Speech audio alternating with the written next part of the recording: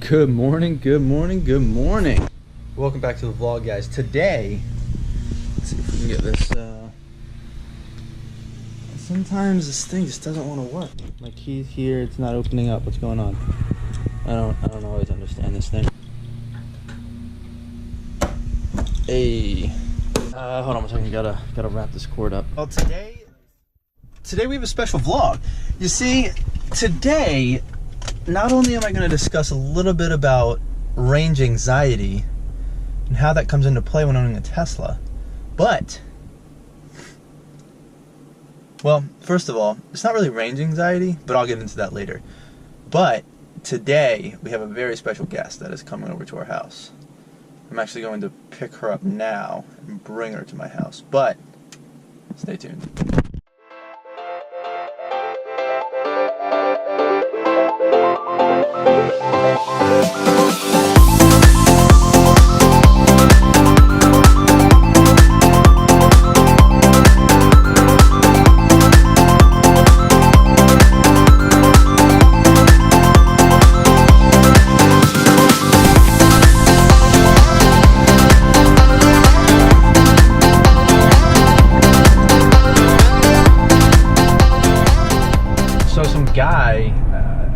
So first of all, a little backstory. That corner, there's this old, like, rundown house that's been sitting there, well, I think even before I was born. I don't know. Maybe when I was really little, like, somebody was trying to sell it, they couldn't sell it, then it just sat there vacant for a while. It was up for sale for a little bit, never sold. Either way, that house they're finally fixing up, and I guess that tree had to be cut down, but they left the, well, I guess a little bit more than the stump. This guy came with a chainsaw and carved that eagle out of it, which is pretty sweet. And then I don't know if he painted it or somebody else came and painted it, but either way, it looks pretty sweet. So yeah, they definitely made the most of that tree that they had to cut down. So good for them. All right, ready, guys? Hey, what's up, guys? So we got her. Please welcome our special guest for the day, Kuznetsov. Now, for those of you that didn't come for the dog vlog and don't want to see the puppies and all the fun cuteness that they are, run around and play with each other, just skip ahead to, like, because that's where I pick up with the Tesla talk. Otherwise, dog vlog. Kuzi for short is her name, and yes, she was named before the Caps won the playoffs, just saying. No, she is not my dog. I'm just watching her today while her owner hosts some people over to their house, and, well, she is still quite the handful, being the puppy that she is. I think she's 5 months old now, 5.5 months, something like that. So she's gonna come over, hang out with me while I do some coding. Oh, we are going to do some coding and let her play with Callie a little bit, see how they do. She has come over once before. She goes crazy. Callie just kind of lays there and is like, okay, calm down. So yeah, dog vlog. We made it.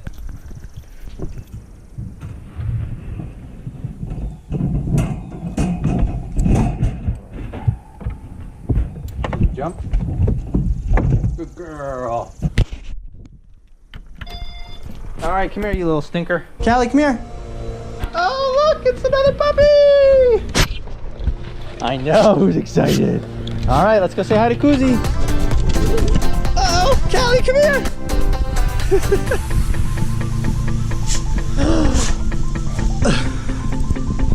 I know, Kuzi. It's another dog. Come here. Oh, go get her. Callie wants nothing to do with it.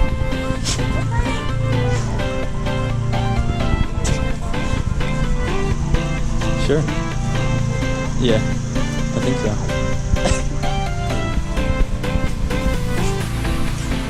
Kuzi's never done. Callie's like, get away from me.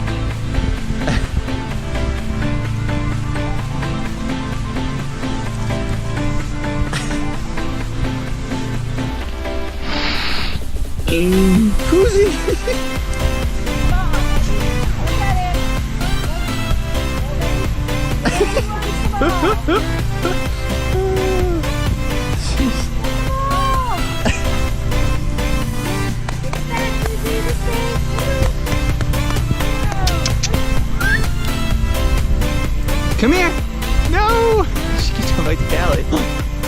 Ready?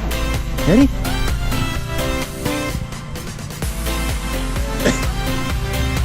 I'm kidding, you can't see because all that hair. Smell the cat?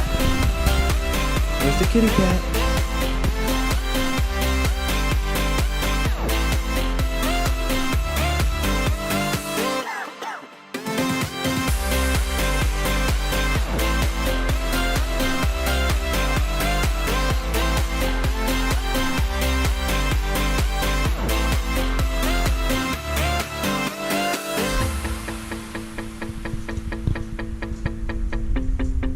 Come here. Come here. Cozy, come here. Cozy. Look who it is. It's the kitty cat.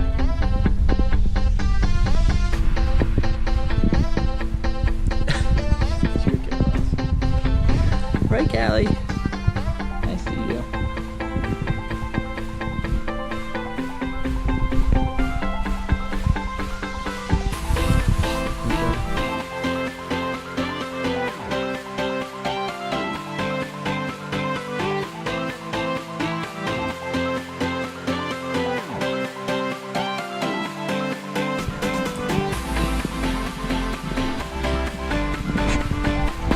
There's a wall there, Koozie.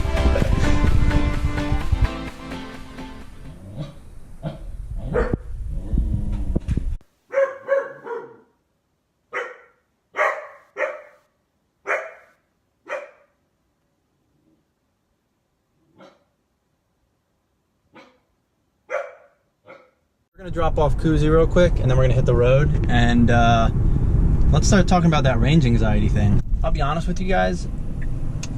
I've had range anxiety maybe once, and I'll get into that in just a second. Let's drop her off. Let's drop her off. All right, so Kuznetsov obviously gone. We got the back seats back up. Yeah, so just a little prerequisite to everything. Let me throw Waze in my phone.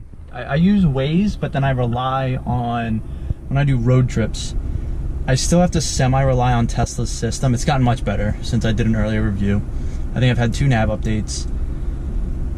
It will pre-map out all of the supercharging stops. As you can see right here, I put in my directions. The first thing is a supercharger, Newark, Delaware.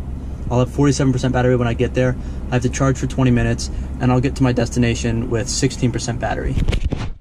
So it's nice that it lays it out for you like that, so you know, hey, if I want to charge for more than 20 minutes, I can see my percentage for the destination when I get there. So that's fantastic. Let's get started. Drive safely. All right, so another thing I want to note is, it says total trip is 233 miles, 4 hours and 10 minutes with the supercharging involved. 242 miles of range. It is 108 miles to my first supercharger, and I have 242, so 241, because I'm using AC.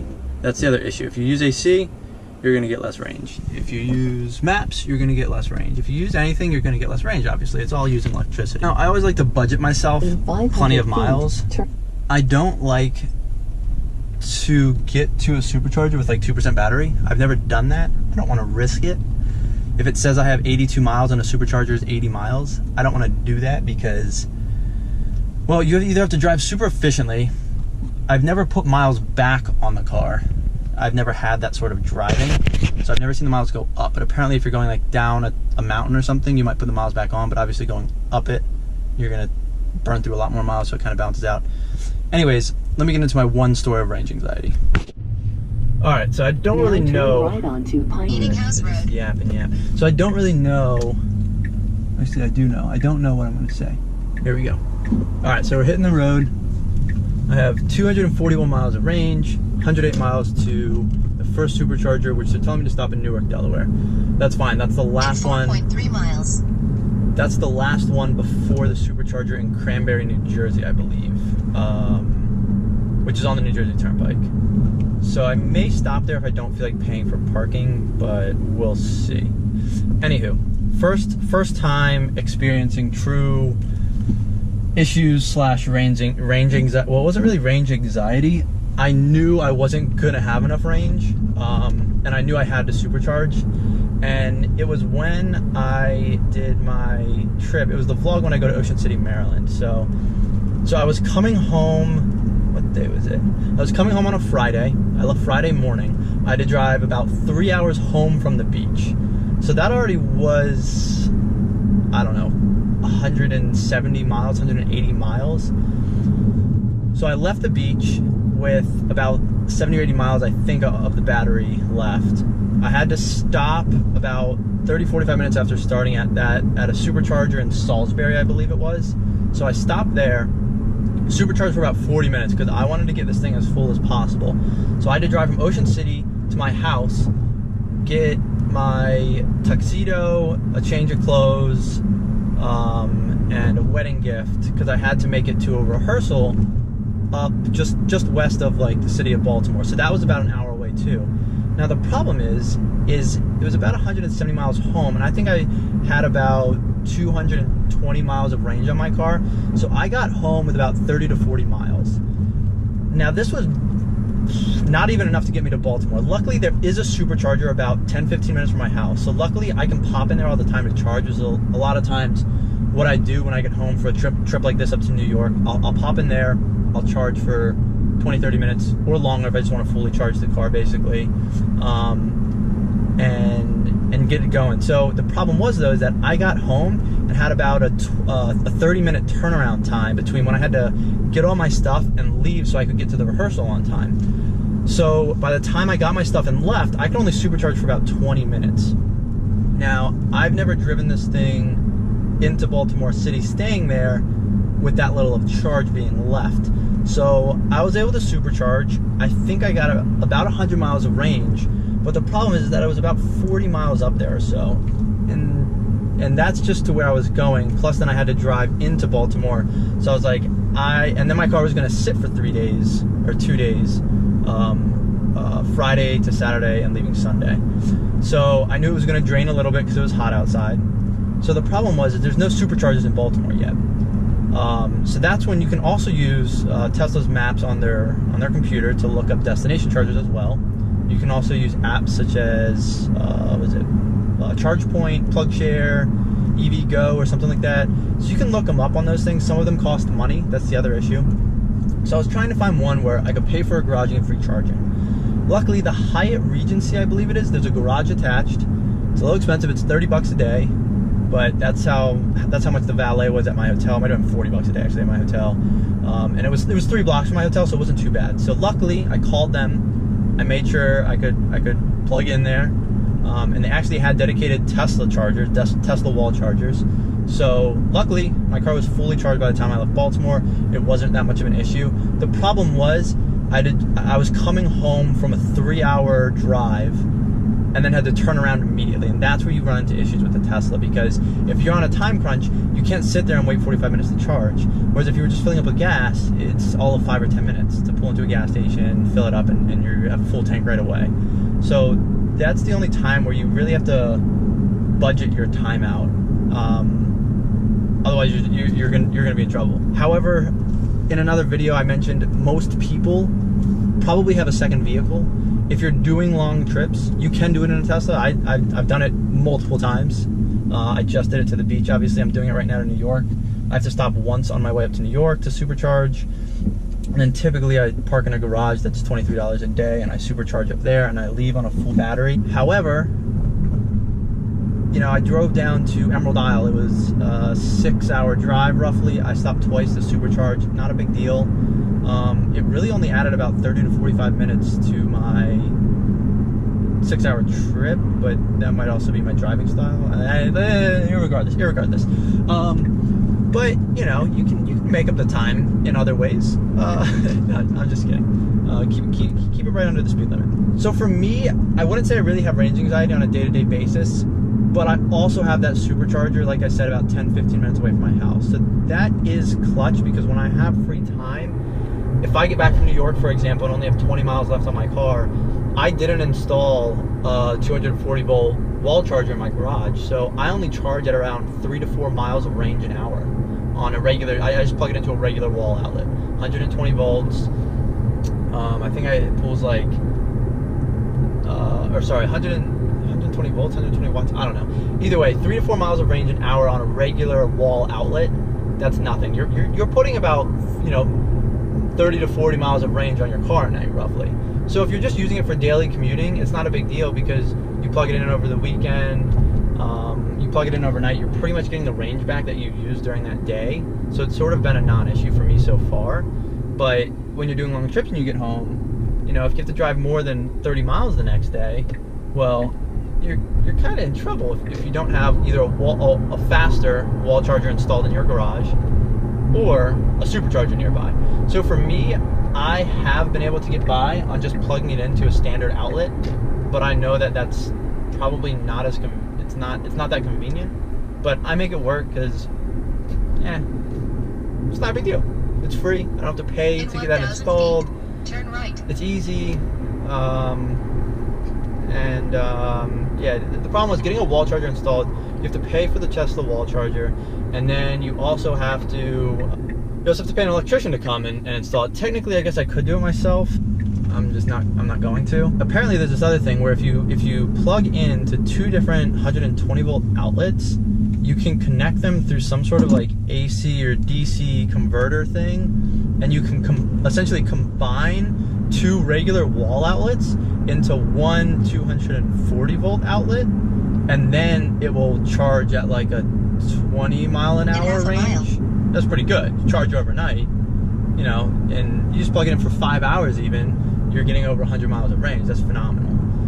So in a night, you know, you can probably put 200 miles of range on your car, fully charge it, depending on how long a night is for you. In 1,000 feet, turn right. Or I guess left onto West Montgomery Avenue. how long it's plugged in based on when you get home and when you wake up and unplug it. But either way, that's much faster if you have one of those. So obviously that makes it much more convenient. Granted, it still wouldn't have solved my problem of that quick turnaround when I had to drive to Baltimore, because even plugging it into 20 mile an hour range, if I'm home for 10 minutes, that's doing nothing. All right, now in other news relating to range and charging. Range. I have a P85, obviously an 85 kilowatt battery. 1,000 feet, take exit. So that rates this car at 265 miles of range. Now obviously this is, sorry, the nav stuff. This is, Stay to the left. I can't win. I can't win. Falls Road North. Now keep left to take Falls Road. Let's do this when I get on 95 North. All right, so where were we? Yes, range. Range. Now, I obviously bought a used P85. It's 2014. The car is 4 years old. It has 82,875 miles on it. I bought it with just under 73,000 miles on it, so I put about 10,000 miles on it. When I fully charge this car, I get anywhere from 255 to 259 miles of range. So that's pretty good as far as battery degradation over 4 years and 80,000 miles. You know, only losing anywhere from 7 to 10 miles of range. That's pretty solid. So no complaints there. I think that range is pretty good. Now, Nissan Leaf, I might have some issues with. That's like 100, I don't know, it might be more now. I feel like it was only like 100, somewhere in the hundreds, low to mid hundreds as far as range goes. I would get anxious driving that around all day because I feel like I would burn through that in a day easily.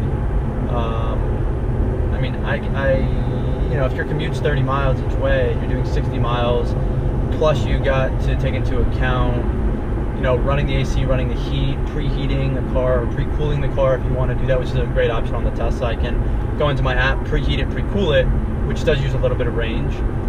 So when it's really cold in the winter, you're going to use more range because the battery is not at ideal operating temperature, and it takes more energy to heat the battery up. So ironically, you're using the battery's energy, which drains the battery, but you're heating it up so that it gets more efficient energy.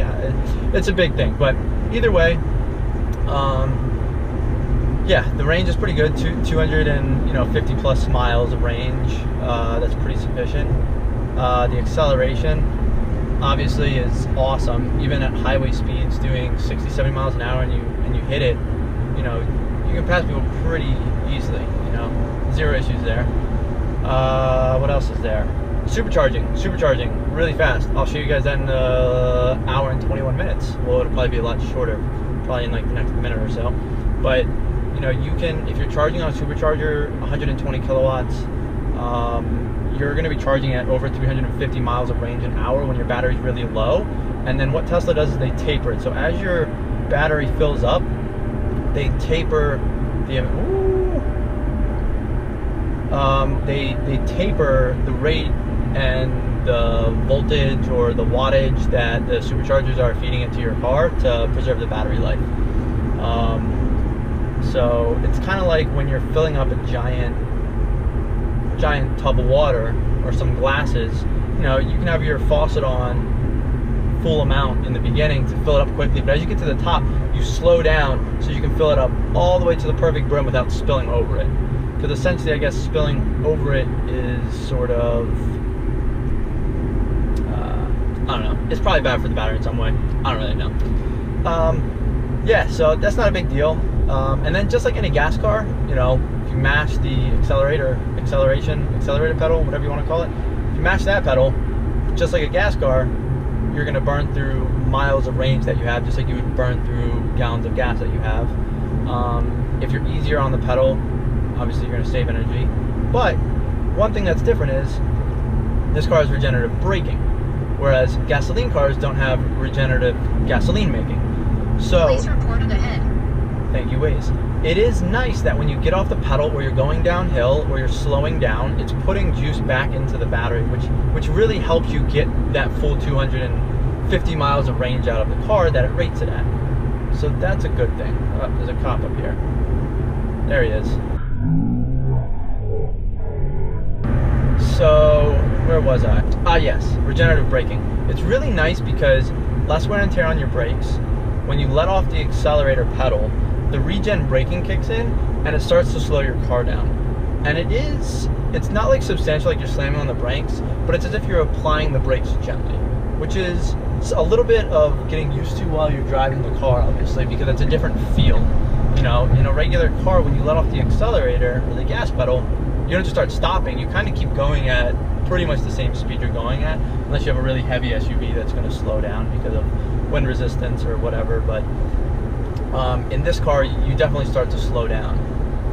So it's, you know, it's good and bad depending on your preferences, but you can turn it off.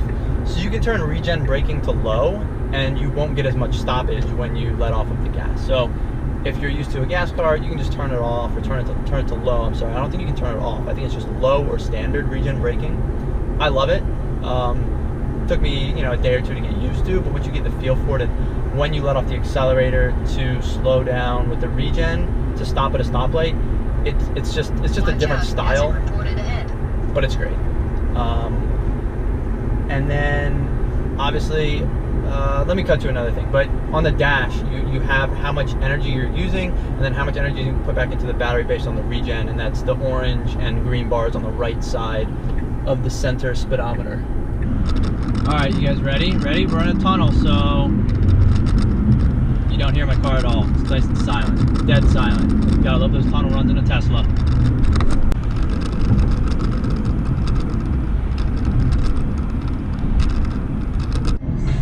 All right, guys, we got a Model 3 right in front of us, and then we got a dually diesel with stacks to the right. So we got two electric vehicles and a dually diesel with stacks. Gotta love it. Here he is. Two electric vehicles. It's okay, I have nothing against diesels, absolutely love them. It was between a diesel or this. It was supposed to be one of the Volkswagen diesels, and they already had the scandal and everything, but I still wanted one. They get phenomenal MPG, so.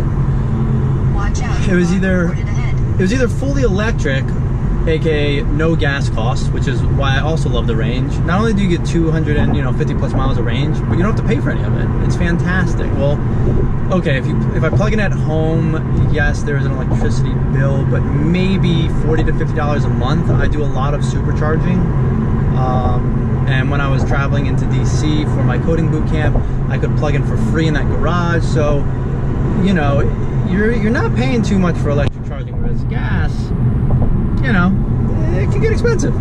Anywho, we are behind a Model 3. It looks pretty good. They are tiny. They look like a crossbreed between a Model S and X.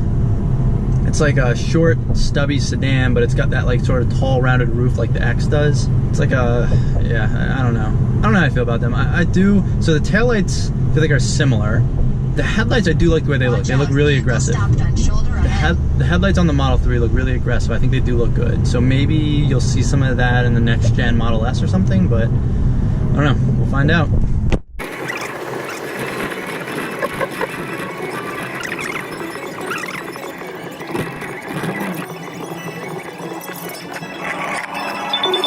Alright guys, so while we're on the topic of charging, we just got to a supercharger, and as you can see right here, Newark, Delaware, estimated charge time 20 minutes, and then you can either click continue trip if you want to leave before you finish charging, or eventually it will tell you that you're ready to continue your trip.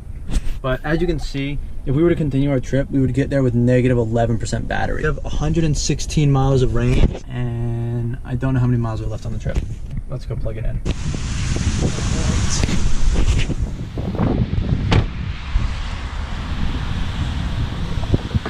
So you just push this button right on here and it pops open. You plug it in, it turns blue. And then once it is ready, it'll switch to green. Sometimes it takes a second to kick in. Wait for it, wait for it. And we're in business, guys. So the faster it flashes, the faster it's charging. It will flash at a slower rate. It will flash at a slower rate as the car becomes fully charged. So this is our supercharging screen. So if you don't have this up, you can just tap the little lightning bolt up here and it pops open the screen. 20 minutes to continue on your trip. We have 117 miles. You can set the charge limit, which is just basically like a line of how full you want the battery to charge to. So I usually just have it all the way up when I'm on a trip. And then right here, so right now we're charging at, this is slowly going up. This is a 120 kilowatt charger, but it looks like it's capping out around 90-ish.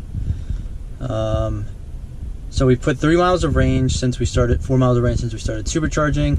It's charging at 258 miles an hour. That will go up to over 300 is my guess. I don't know what limits these sometimes, because sometimes they hit the full like 120, 118 kilowatts, but sometimes for some odd reason they get capped or they drop down, and it might be based on other people's supercharging. There are 3 other Teslas here, so I don't really know. I'm only charging at 270 miles an hour. I don't know if it's going up any higher than that. So that's slowly creeping up, but it's at 86 kilowatts. Either way, you just kind of hang out. It says supercharging down here. Normally it says like park, reverse, neutral, drive. And yeah, so we gotta wait at least 20 minutes is what it's telling us to continue on the trip. And if we do that, then we should get to Jersey City with about 15% battery life. Right now, if we were to leave and still go to our destination, it says negative 8% battery. Clearly means we wouldn't make it. We have about 2 hours. It says we have 126 miles to get there. We have 125 miles of range, so clearly 1 mile shy. But then based on the way I've been using the battery, so I have this. If you look up here, if I have these different apps I can do on. So I have this energy app. If I put this app up here, it tells me my average range. So watt hour per mile over the past 30 miles, 299. I don't really know what that means as far as, I mean, that's how, I don't know. But either way, the car uses that to basically calculate the miles left on the battery, I assume. I don't really know, but either way, it's not too bad. Usually I stop here. I actually might go grab Starbucks because I have some stars expiring, haven't been in a while. Treat yourself. Plus no taxes in Delaware, so it's kind of a win-win-win, right? Luckily, this one's at a nice rest stop. You can go inside and get food, go to the bathroom, get Starbucks, and then it's right on 95. 95 is literally like right there. You just hop right back on the highway. It's pretty convenient in between Maryland and New York, so no issues with the superchargers. So I don't really have any range issues at all driving between Maryland and New York. And then the garage I park in typically at the Oakman on 1st Street in Jersey City has a supercharger in it. So they plug it in and it's fully charged within an hour or two. Like I said, it's $23 for a 24-hour period. You could always just charge it for like an hour, get almost fully charged, and then pick your car up. It would be like, I think $9. So if you find street parking, then it's not that bad. You don't have to pay. You just pay $9. So, you know, you're saving some money. I don't know, but either way. All right, let's maybe a Frappuccino, maybe. So needless to say, the rain kind of picked up, and there's some flooding going on over here. Turn left, then turn right on I-95 north. And I'm not gonna walk over to Starbucks. Yeah, so guess there's no Frappuccino in this vlog. Sorry guys. Only 10 minutes left, and then we can continue on our trip. I actually might leave sooner and just stop at the Cranberry Supercharger. I kind of just want to get back on the road, and this is charging kind of slowly. 50 kilowatts right now. Still charging obviously super fast because it's a supercharger, 224 miles an hour. I put 60 miles of range on the car in 10 minutes. It's really not that bad, but I don't really want to sit here for another 10 minutes just because I'm impatient, and well, it never got up to the full 118. So I don't know if that's because my battery was over 100 miles, or if that's because it just wasn't gonna go that high. I don't know. Anywho, let's roll.